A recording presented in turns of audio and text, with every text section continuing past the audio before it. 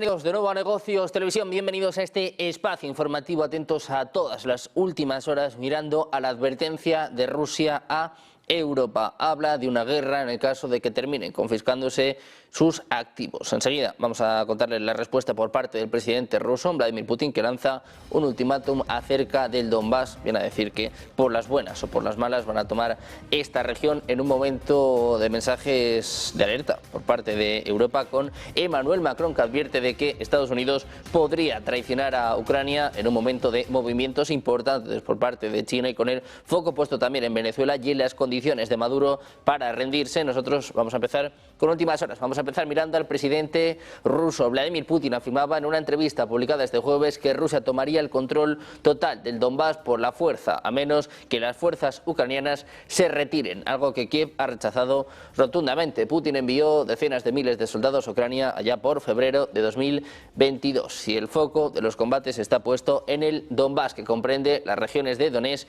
y Lugansk. Decía Putin: o liberamos estos territorios por la fuerza de las armas o las tropas ucranianas abandonan estos territorios. Es lo que declaraba Putin a India Today antes de su visita a Nueva Delhi, es lo que apunta a un vídeo difundido por la televisión rusa estatal. Mientras tanto, pendientes también del expresidente ruso, vicepresidente del Consejo de Seguridad a día de hoy, Dmitry Medvedev advertía a la Unión Europea contra el uso de activos rusos congelados como respaldo para un préstamo a Ucrania. Afirmaba que tales decisiones podrían clasificarse, según el derecho internacional, como un tipo especial de casus belli, o una acción que justifica el inicio de una guerra, decía Medvedev. Entonces, la devolución de estos fondos podría ocurrir no a través de los tribunales, sino mediante reparaciones reales, pagadas en especie por los enemigos derrotados de Rusia. La Comisión Europea presentaba ayer propuestas para este préstamo, aunque no está claro si obtendrán suficiente apoyo por parte de los Estados miembros. También hablaba en este sentido la portavoz del Ministerio de Asuntos Exteriores de Rusia, María Zakharova. Anunciaba este jueves que Rusia ya está preparando medidas de represalia contra la Unión Europea si los Estados miembros de la Unión Europea deciden utilizar los activos rusos congelados. Decía, por supuesto, cualquier acción ilegal que involucre nuestras reservas no quedará sin respuesta. Por cierto, decía, dicha reacción provendrá de nosotros y esta situación tampoco quedará sin respuesta por parte de la comunidad internacional, porque nadie en la Unión Europea intenta siquiera ocultar que no existen fundamentos legales para tales acciones, a lo que apuntaba Zakharova en una rueda de prensa. Hoy mismo el vicepresidente del Consejo de Seguridad, Dmitry Medvedev, advertía al bloque contra el uso de estos fondos rusos congelados como préstamo para Ucrania. La respuesta se produjo después de que la Comisión Europea propusiera medidas de financiación para Ucrania, incluyendo el uso de los activos rusos congelados. Mientras tanto, el presidente de Estados Unidos, Donald Trump, decía este miércoles que la reunión entre Putin y Steve Witkoff salió bastante bien. Durante una reunión en la oficina Oval, el presidente decía que Witkoff y Kushner tuvieron una reunión razonable y muy buena. Decía, no sé qué saldrá de esto, se necesitan dos para bailar el tango. Su comentario se produjo tras una reunión muy seguida por los medios, celebrada el día anterior para debatir el plan de paz para la guerra en Ucrania, respaldado por Estados Unidos. Trump decía que Putin quiere poner fin a esta guerra. Mr. President, switching to Venezuela for a second, have you checked back with President Maduro? I mean, is your pressure campaign working, and do you think, how's your response? You tell me, is it working? It's not pressure campaign, it's much beyond that, I think. But I spoke to him briefly, just told him a couple of things. We'll see what happens with that. Venezuela sends us drugs, but Venezuela sends us people that they shouldn't be sending. They sent us... El enviado especial de Estados Unidos, Steve Witkoff, y el yerno del presidente de Estados Unidos, Jared Kushner, se van a reunir con Rustem Umerov, el jefe del Consejo de Seguridad Nacional y Defensa de Ucrania, en Miami este jueves. Es lo que informa The New York Post, citando a altos funcionarios estadounidenses. Ambos planean informar a Umerov, este nuevo negociador principal de paz por parte de Kiev, sobre su reciente reunión con el presidente ruso Vladimir Putin en Moscú, que se prolongó durante 5 horas y concluyó sin acuerdo. El asesor presidencial ruso, Yuri Usakov, calificaba este intercambio de constructivo, mientras que Trump describía estas conversaciones como bastante buenas. Se dice que Umerov aceptó la solicitud de unirse a estas discusiones en Florida. Zelensky, por su parte, afirma que están teniendo progresos efectivos. Pendientes de Zelensky, con el foco puesto en Ucrania, vamos a contarles precisamente que ha demandado este jueves en Viena una paz justa basada en garantías de seguridad y no en un apaciguamiento de Rusia. Durante la intervención de su ministro de Exteriores, Andrei Sybiha, ante el Consejo Ministerial de la OSCE, decía: hoy Rusia no quiere parar su guerra contra Ucrania, mañana no parará en su expansión de la guerra más dentro de Europa. Es lo que advierte el jefe de la diplomacia ucraniana, que dijo que su país quiere una paz que sea sostenible. Sybiha afirmaba que Ucrania quiere la paz más que nadie y agradecía a Estados Unidos y a los socios europeos su apoyo, pero advertía de que cualquier acuerdo debe ser duradero y basado en garantías creíbles de seguridad.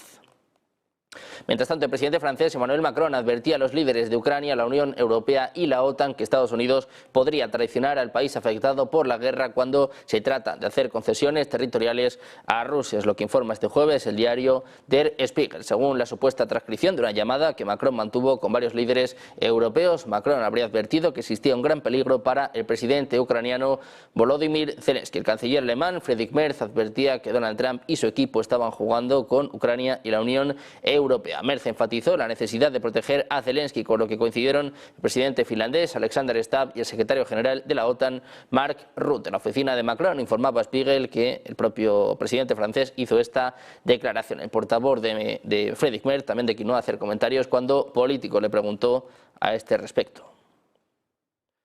Además, varios aliados de la OTAN anunciaban este miércoles nuevas contribuciones de ayuda militar para Ucrania, mientras el secretario general Mark Rutte subrayaba la necesidad de seguir con esa estrategia mientras siguen las conversaciones de paz para que Kiev llegue a la mesa de negociación lo más fuerte posible. Los aliados de la OTAN deben mantener su apoyo militar a Ucrania mientras sigan estas conversaciones, es lo que indicaba el propio secretario general. Añade que Kiev debe estar también en la posición más sólida posible cuando las conversaciones de paz lleguen realmente a un punto en el que se sienten a la mesa.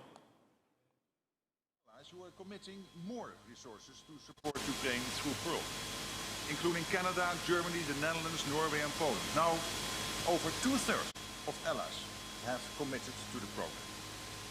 And though not here for our meeting today, we heard from Australia and New Zealand, who will also contribute to Pearl, the first NATO partners to do so. And this means that allies and partners have already committed now really over $4 billion to Pearl, getting us on the track to $5 billion for the full year. But we must do more, and all allies need to pull their weight to ensure that we are prepared and that the responsibility is fairly shared. Ministers discussed the planning underway to chart a credible path towards the commitments made in The Hague, investing 5% of GDP annually in defense. And today, we heard from allies who are committing more resources to support Ukraine through Pearl, including Canada, Germany, the Netherlands, Norway and Poland. Now, over 2/3 of allies have committed to the program. And though not here for our meeting today, we heard from Australia and New Zealand, who will also contribute to Pearl, the first NATO partner. Mientras tanto, von der Leyen rebaja a 90.000 millones la ayuda a Kiev con activos rusos e intenta convencer a Bélgica. La presidenta de la Comisión Europea presenta el texto legal para tratar de impulsar un crédito utilizando los activos congelados a Rusia para canalizar fondos a Ucrania, aunque Bélgica se sigue oponiendo. Mientras tanto, les contamos que la exjefa de Servicio Exterior de la Unión Europea, Federica Mogherini, dimitió como rectora del Colegio de Europa en medio de acusaciones de corrupción. Es lo que informa la agencia Reuters citando una carta de Mogherini. Anteriormente se informaba que Stefano Sanino, director de la Dirección General para Oriente Medio, África y el Golfo, segundo acusado en este caso de corrupción, también dimitió en su caso de la Comisión Europea. Los cargos se relacionan con su periodo como secretario general del Servicio Europeo de Acción Exterior, lo que le ha convertido en el segundo al mando de la agencia y el adjunto de Mogherini y de su sucesor, Josep Borrell.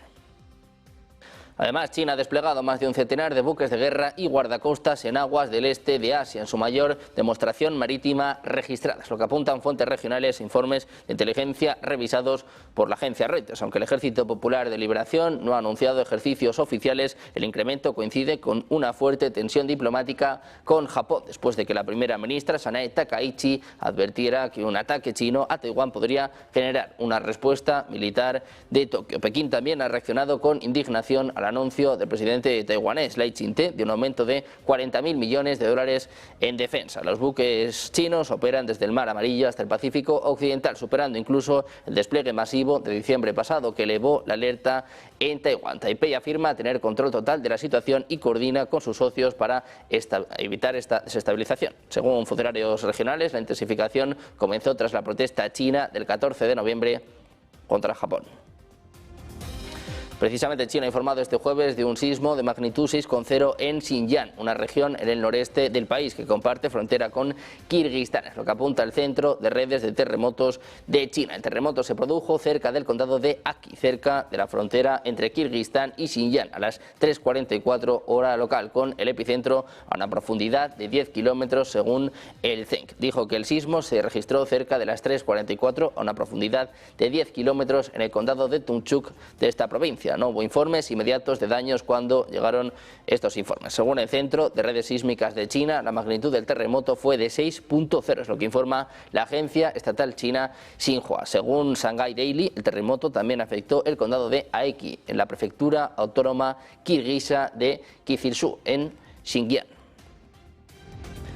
Hablamos también de Venezuela. El presidente venezolano Nicolás Maduro ha propuesto condiciones a Donald Trump a cambio de su renuncia. Fuentes dijeron que solicitó retener 200 millones de dólares, amnistía para hasta 100 funcionarios y refugio en un país amigo. La llamada telefónica entre ambos líderes terminó sin acuerdo sobre estas demandas. Trump sugirió huir a China o a Rusia, mientras que Maduro prefería Cuba o Qatar. Estados Unidos considera a Mundo González como el presidente legítimo tras el fraude electoral de 2024. Trump ha intensificado la presión sobre el gobierno de Maduro, insinuando una posible acción militar. Maduro enfrenta desafíos de sus aliados sobre cualquier posible acuerdo, y aunque una amnistía amplia no sería aceptable para Estados Unidos, algunos funcionarios ven los ataques militares como una posible próxima opción si las negociaciones terminan fracasando.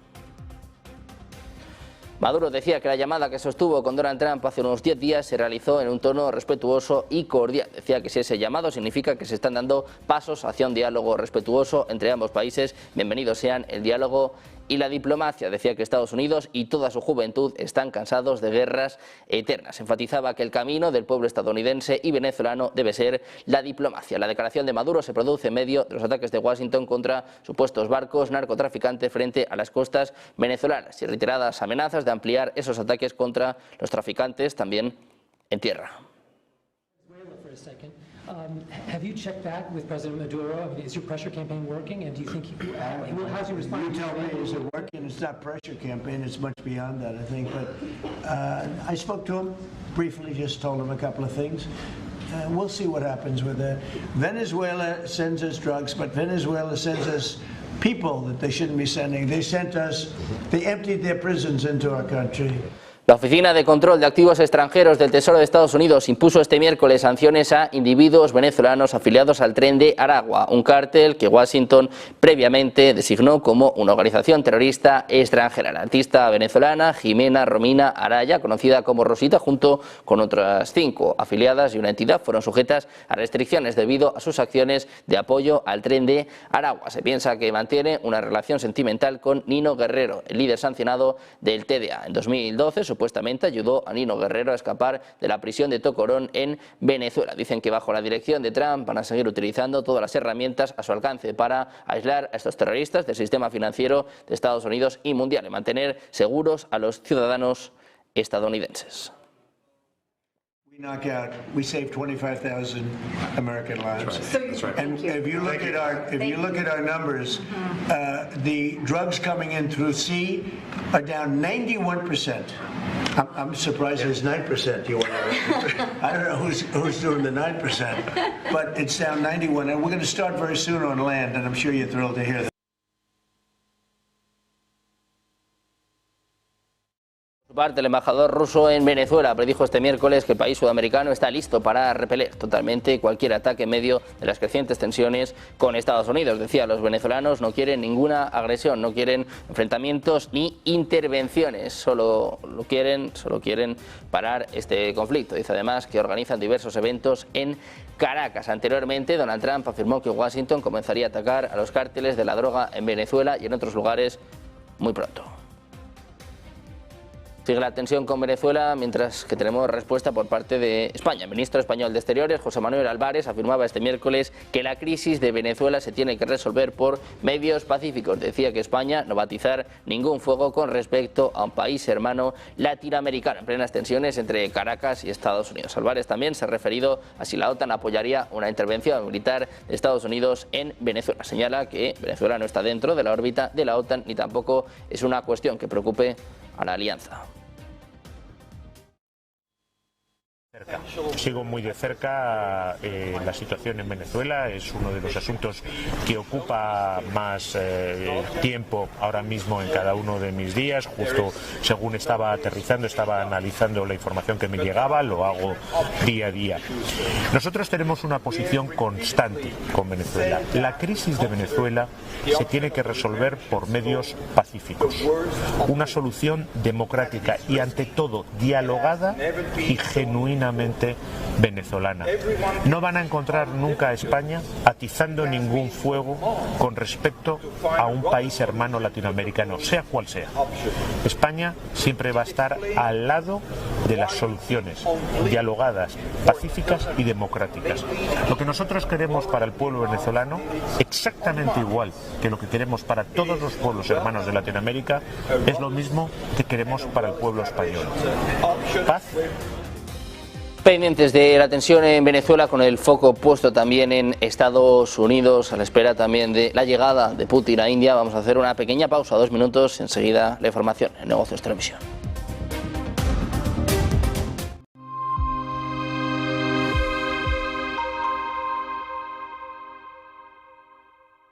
Salía este Weber, ¿no? Figura, que le vamos a llamar a partir de ahora, figura. Mus, tus, más, jijiji. ¿Pero qué jiji?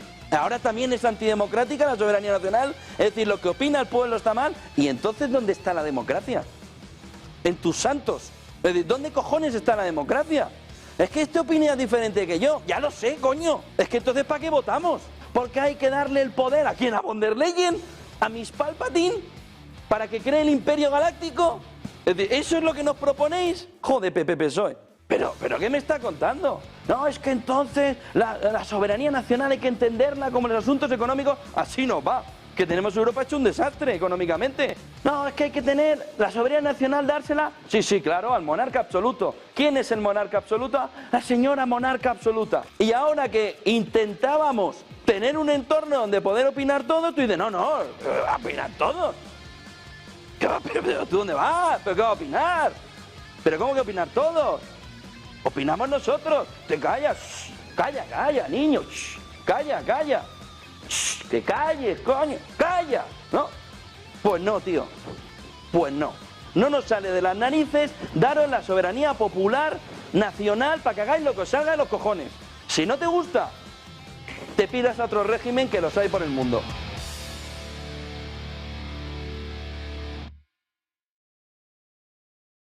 La María Montessori decía, nunca hagas para un niño lo que él puede hacer por sí solo. Estaría en desacuerdo con usar el chat GPT para hacer los deberes. La profesora prepara la clase con el chat GPT. El niño llega a casa y hace los deberes con el chat GPT. El niño llega a clase, la profesora corrige los deberes con el chat GPT. Cerramos las escuelas. Es que todo esto no tiene sentido. Hay un matrimonio de conveniencia entre la industria tecnológica y la educación nueva. El negocio aquí es entrar en las aulas para conseguir la atención de los alumnos. ¿Qué tengo que hacer para crecer? Pues tengo que enganchar al usuario y por eso contrato psicólogos para asegurar que el niño esté enganchado cuanto más tiempo posible. Pero estamos luchando contra un negocio que engancha a nuestros hijos, que tiene un presupuesto ilimitado. ¿Quién va a ganar? Netflix, porque Netflix tiene unos recursos que nosotros no tenemos. Yo creo que vamos a pasar por momentos muy oscuros. Hay casos de niños que se han suicidado. Ahora mismo el que no tiene smartphone no tiene ningún problema social. Es importante que los jóvenes tengan recursos léxicos. Cada vez tienen menos. En las redes no es un lugar en el que tú adquieres recursos léxicos. Y hay una incompatibilidad profunda entre redes sociales y lectura profunda. Los jóvenes se van por un lado o por otro, o sea, pocas veces viven en los dos mundos. Les damos clases de educación emocional porque decimos que no saben identificar sus emociones. Dejémonos de tonterías. Lo que hace falta no es que identifiquen sus emociones, lo que hace falta es que sepan identificar la realidad, que sepan describirla y que sepan decir cómo se sienten con palabras adecuadas. Si no somos capaces de expresar adecuadamente lo que sentimos, muchas veces acabamos gritando, pegando tiros o quemando contenedores. De verdad que estamos en un momento en el que nos estamos jugando lo que significa la democracia y la palabra tiene un papel importantísimo en eso de la democracia con D mayúscula. O sea, no somos mejores por leer, porque no es suficiente leer, depende qué es lo que estás leyendo.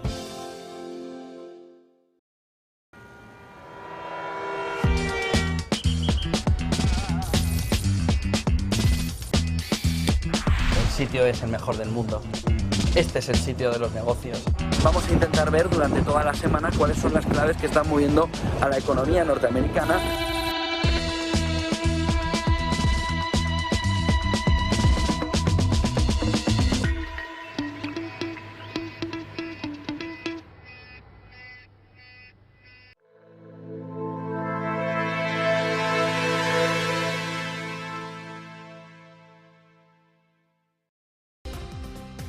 Seguimos en Negocios Televisión, seguimos atentos a las últimas horas, esperando a la llegada del presidente ruso a India, mientras su homólogo estadounidense, Donald Trump, afirmaba estar dispuesto a publicar imágenes del segundo ataque perpetrado en el Caribe, después de que periodistas cuestionaran por qué solo se difundió el primer vídeo del 2 de septiembre. Decía Trump, lo que tengan lo pueden publicar sin problema. Señalaba que el tráfico marítimo de drogas había caído durante su administración. El 15 de septiembre, fuerzas militares estadounidenses llevaron a cabo un segundo ataque cinético en aguas internacionales, dirigido contra lo que él describía como violentos cárteles del narcotráfico y narcoterroristas vinculados a Venezuela, quienes presuntamente transportaban narcóticos hacia Estados Unidos. Desde entonces, la falta de pruebas públicas ha generado preguntas y también un mayor escrutinio.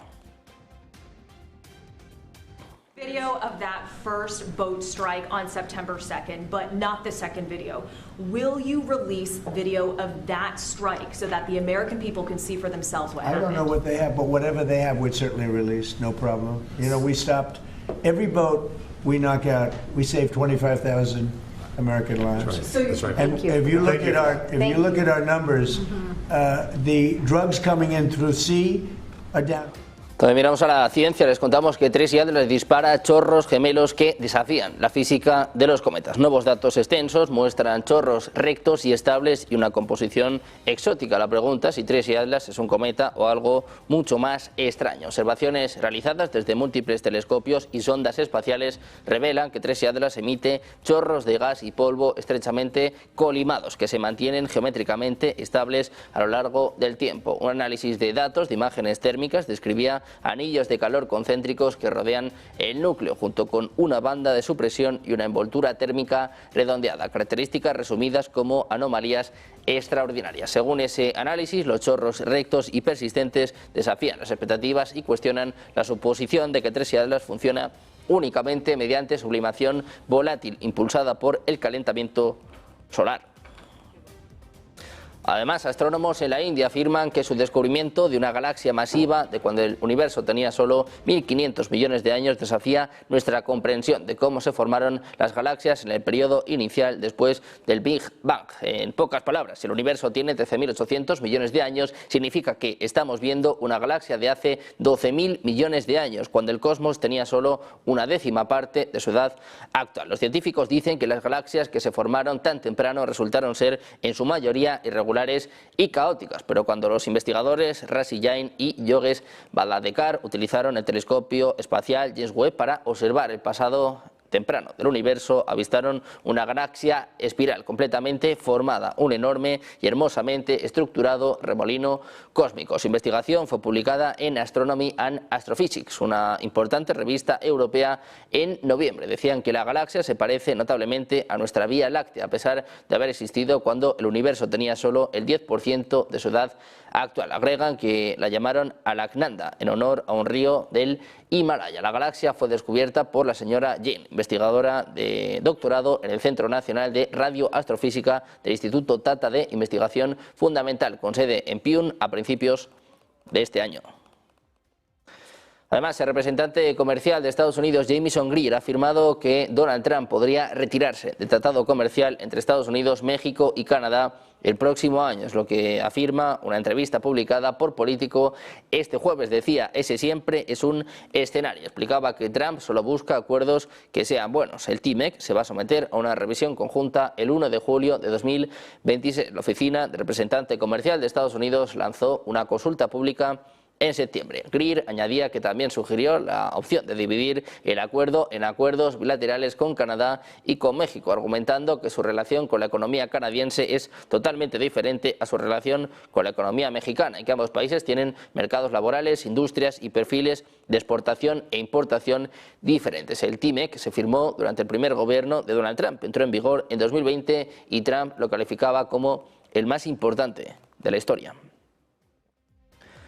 También les contamos que, mirando a Estados Unidos, se ha iniciado un ensayo clínico humano de una vacuna contra el cáncer basada en mRNA, diseñada para activar una defensa inmunitaria amplia y no solo contra un tipo de tumor. Un avance que podría acelerar tratamientos y hacerlos accesibles de inmediato. En modelos animales logró frenar cánceres agresivos como melanoma y glioma y ahora se prueba en pacientes con tumores cerebrales y óseos recurrentes. La noticia se refiere a una línea de investigación de la Universidad de Florida que está intentando convertir una plataforma de vacuna de ARNM contra el cáncer en algo universal y masificable y que ya ha pasado de modelos animales a ensayos en pacientes con tumores cerebrales y óseos recurrentes. Decían, literalmente, no es una cura inmediata, sino una fase de ensayo temprano que explora seguridad y capacidad de activar una respuesta inmune muy amplia contra distintos tumores. Esta vacuna usa la tecnología mRNA en nanopartículas lipídicas, similar a las vacunas de COVID, pero en vez de codificar una proteína concreta de un virus, se formula para que el sistema inmune perciba el tumor como si fuera una infección viral. De esta forma, activa múltiples brazos de la respuesta inmune. El objetivo no es solo atacar una mutación específica, sino generar una respuesta de amplio espectro que puede aplicarse a diferentes tipos de cáncer, al menos en teoría. Mientras tanto, el presidente de Estados Unidos, Donald Trump, afirmaba este miércoles que Washington tendrá muy pronto un gran porcentaje del mercado de chips, añadiendo que hace un año Estados Unidos no tenía ningún porcentaje de esta industria. Hablando desde la Casa Blanca, Trump señalaba que esto sucederá y no por la ley de chips, que fue horrible y ridícula, sino por lo que hicieron con los aranceles. Mencionaba que la legislación puesta en vigor por la administración anterior solo le dio a las empresas de la industria de chips miles de millones y miles de millones de dólares y simplemente se quedaron con este dinero. Precisamente miramos a Donald Trump. El presidente de Estados Unidos decía este miércoles que Ford anunció una inversión de 5.000 millones de dólares en sus plantas de Kentucky y Michigan, que va a crear al menos 4.000 nuevos empleos. El presidente de Estados Unidos afirmaba que Stellantis planea invertir 13.000 millones para expandir su producción en Estados Unidos en más del 50% y abrir nuevas plantas de fabricación en todo el país, lo que atribuía a los efectos positivos de sus aranceles. En un discurso el despacho Oval decía que las nuevas inversiones en esta industria van a alcanzar los 70.000 millones de dólares. También declaraba que estaba aboliendo los estándares de economía de combustible promedio corporativo establecidos por Joe Biden. Criticaba duramente la política ambiental de Biden, calificándolo de nueva estafa verde. Decía que se va a reducir el coste de los vehículos eléctricos. Order to end the unfair, expensive electric vehicle mandate. As you know, we had to have an electric car within a very short period of time, even though there was no way of charging them and lots of other things. It would have cost $5 trillion to build the charging plants. We're canceling the EPA's absurd tailpipe emission standards, one of the most important things that now under the new rules being issued today by Secretary Duffy, the Department of Transportation will rescind the Biden fuel economy prices. And I hate to say that because they were really not economy. They were really, they were anti-economy. They were horrible what they were doing to the costs and actually making the car much worse. But these policies forced automakers to build cars using expensive technologies that drove up costs, drove up prices, and made the car much worse. The action is expected to save the typical consumer at least $1,000 off the price of a new car, and we think... Donald Trump, que volvió a cargar contra Biden por el uso del autopen, tras firmar ayer una orden ejecutiva para revertir los requisitos de emisiones para vehículos nuevos aprobados por Biden. Trump criticaba una vez más la costumbre de su predecesor de usar la firma automática para órdenes ejecutivas y cualquier tipo de documento. Trump ha revocado esta semana todas las órdenes firmadas por Biden, incluidos indultos y contratos. Argumentaba que el autopen implica que no hubo autorización personal del expresidente demócrata. Decía que la gente que operó el autopen lo hizo ilegalmente. The man operating the autopen, and I'm sure there are more than one, because I think some of the people can operate it themselves, some of the high-level people operate it themselves. They would just go in and sign his name with an autopen onto very important documents, not only pardons, but policy, maybe CAFE standards, okay, as an example. Who signed CAFE? If you ask Biden what's a CAFE standard, he would have absolutely no idea. He'd say, where is the CAFE located? La administración Trump, que ampliaba sus redadas migratorias a Nueva Orleans. El Departamento de Seguridad Nacional afirma que se centraría en arrestar a inmigrantes indocumentados liberados de cárceles locales gracias a las políticas de santuario, normas que protegen a estas personas de la deportación al limitar la cooperación con las autoridades federales de inmigración. Sin embargo, algunos temen que esta redada capture a personas sin antecedentes penales, tal y como ha ocurrido en redadas anteriores. Mientras tanto, el gobierno de Donald Trump no descarta que se produzcan redadas ni detenciones de inmigrantes durante el Mundial de Fútbol de la FIFA que el país va a acoger en 2026, lo que informaba este miércoles el jefe del grupo de trabajo de la Casa Blanca para la cita deportiva. Cuando le preguntaron sobre la opción de que no se les otorguen visados a gente que pretenda visitar Estados Unidos para asistir al Mundial, Giuliani subrayaba que para el Ejecutivo de Estados Unidos cada decisión sobre un visado es una decisión sobre seguridad nacional. La celebración del Mundial tendrá lugar entre el 11 de junio y el 19 de julio del año próximo y lo van a acoger también Canadá y México. Mañana, por cierto, tendrá lugar el sorteo. También hablamos de España y es que Facua acusa a la DGT de favorecer un fraude masivo con las balizas V16, mientras Tráfico responsabiliza al Tribunal Supremo. La Organización de Consumidores asegura que Tráfico es cómplice de un fraude comercial a gran escala al permitir que decenas de empresas vendan balizas de emergencia que no serán válidas a partir del 1 de enero de 2026 por no estar conectadas con la DGT mediante geolocalizador. La Unión Europea está limitando el bloqueo de exportación de productos porcinos a 8 comarcas de la provincia de Barcelona, 91 municipios en total. La prohibición se va a alargar hasta febrero del 2026 y afectará a 2 localidades del Bagués, uno de los bastiones de la industria catalana con más de 2.700 explotaciones registradas. Osona, principal motor productivo del sector, ha quedado fuera de esta lista. La medida impedirá no solo el comercio de los animales en el mercado común europeo, sino que también va a limitar la movilidad de los cerdos que están en cautividad hacia otros estados de la Unión Europea. Los territorios afectados son Vallès Occidental, Vallès Oriental, Baix Llobregat, Maresme, Barcelonès, Alt Penedès, Anoia y Bagués. Concretamente, las localidades afectadas son, en este último, Castellbell y El Vilar y Mura, 2 poblaciones que suman algo más de 4.300 habitantes, un 2,3% del total de la comarca. Quedan fuera de la criba, por lo tanto, empresas como RAL d'Avinyó, con sede en Prats, en Lluçanès. El texto expedido por la Comisión Europea considera que en caso de brotes de peste porcina africana en porcinos silvestres existe un peligro grave de propagación de esta enfermedad a otros porcinos silvestres y a otros establecimientos de porcinos en cautividad. En este sentido, el conseller ha instado a las empresas a aguantar este periodo transitorio en vista de posibles medidas de regulación del empleo, como la anunciada ayer por el Grupo Jorge. Pendientes de lo que acontece en directo, mirando la actualidad nacional, vamos con una de las noticias del día de hoy. El presidente ruso, Vladimir Putin, les decíamos hace escasos minutos que ya empezaba a conceder entrevistas antes de su llegada a la India, lanzando un duro ultimátum sobre el Donbass. Están viendo precisamente en sus pantallas la imagen que nos llega en estos momentos de India, de Nueva Delhi, donde el presidente ruso está a punto de aterrizar para llevar a cabo su visita de Estado, en un momento de máxima tensión por Ucrania, después de que se reuniera en las últimas horas con la delegación estadounidense, con Steve Witkoff, con Jared Kushner, para intentar avanzar en este plan de paz. El presidente ruso sigue insistiendo sobre el Donbass y sigue insistiendo en estas conversaciones con Estados Unidos. Pendientes de esta imagen que nos llega desde India, nosotros vamos a mirar a Oriente Medio. Les contamos que las brigadas de Al-Qassam, el brazo armado de Hamas, anunciaba que va a entregar a las 5 de este miércoles a Israel, a través de la mediación del Comité Internacional de la Cruz Roja, los restos de un nuevo rehén como parte